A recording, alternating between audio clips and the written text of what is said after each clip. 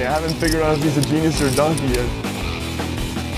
All right, here we go again. Poker, Genius, or Donkey, the show where you watch me play the micro stakes and judge my play as genius or donkey. Click subscribe, ding the bell. Let's jump into this animation. I'm up there in middle position with a pair of kings, and let's just jump into the action. Of course, I'm going to raise it up, and I'm looking ahead and looking ahead and looking ahead to the full stacks and to the small stack in the big blind. I gotta look ahead and see what kind of things might happen. These guys have been calling me in position, and this guy here, so I considered raising more, but I thought a standard raise might do the trick as well.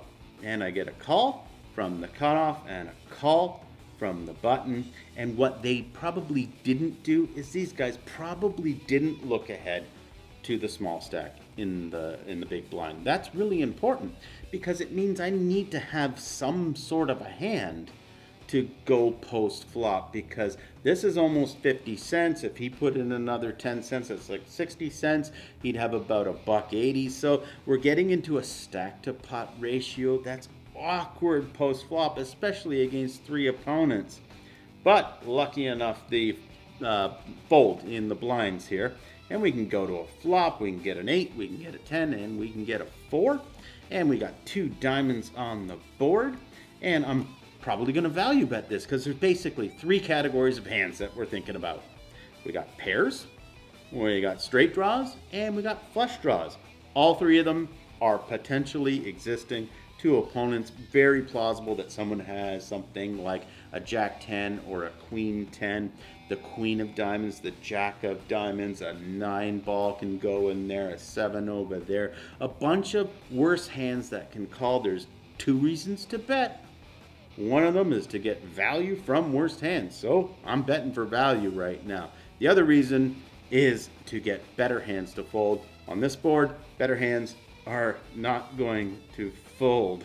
So here we go. Put in a bet, get a fold from the cutoff, and get a call from the button. And we go to the turn. You see how when you're multi-way, you get pots growing bigger quicker. So I might need to make some considerations on the turn.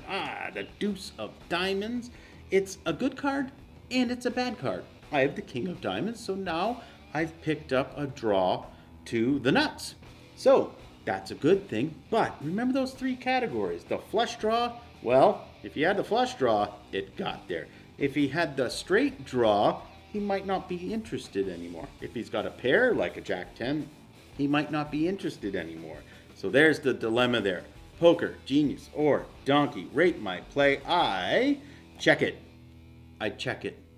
Well, I checked it because I think he's either going to fold or he's going to have a better hand at this point. And there's something about this player. He has position on me. He's had position on me for a while. He's been calling in position and looking for an opportunity to bet. So he might bet something that is worse. And he bets something. I don't know if it's worse. I don't know if it's better.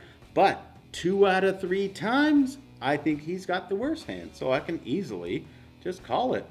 And then we can go to the river, and look what happens here. I improve to the nuts. So, poker, genius, or donkey, rate my play. I checked it. Why don't I bet for some value here? It's obvious value. I have the nuts. But remember, he makes the mistake of betting worse hands. That's what I figured out from him. If he's got a worse hand, say he's got a broken straight draw, he might bet it. If he's just got a 10, he might bet it at this point, thinking, I'll be afraid of the flush. Now, if he's got a flush, well then, he might bet it for value. So here we come with a giant bet. Feeling good, of course. I'm going to raise it up. I have the nuts. Always raise the nuts. And here we go. Boom, 369 and 369. And ta-da! He's got the Queen Jack with the Queen of Diamonds. So he ended up screwing himself. But his original mistake goes all the way back to pre-flop. Pre-flop is where so much things happen. We got that small stack in the big blind, and he wasn't really paying attention to that. He's just seeing little bits of money go into the pot when he's on the button, and he loves to call on the button and look for his opportunity to take down a pot. So when it gets to that turn there, it gets to the deuce there, he's like, well, I'm going to semi-bluff this pot with a gut shot draw, and that's what he does, and I call it, and that's where his alarm bell should have went off, that he's got to make his hand, and if it's something like the ace of diamonds, that's not really the hand he was trying to make. He had a gut shot draw. He needed a 9. He didn't really need a diamond in this situation. He really probably wouldn't have liked getting a jack or a queen either.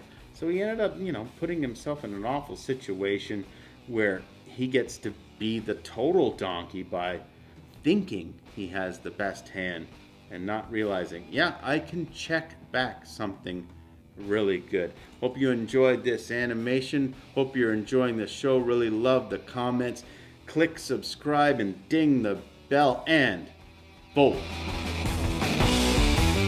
Yeah, I haven't figured out if he's a genius or a donkey yet.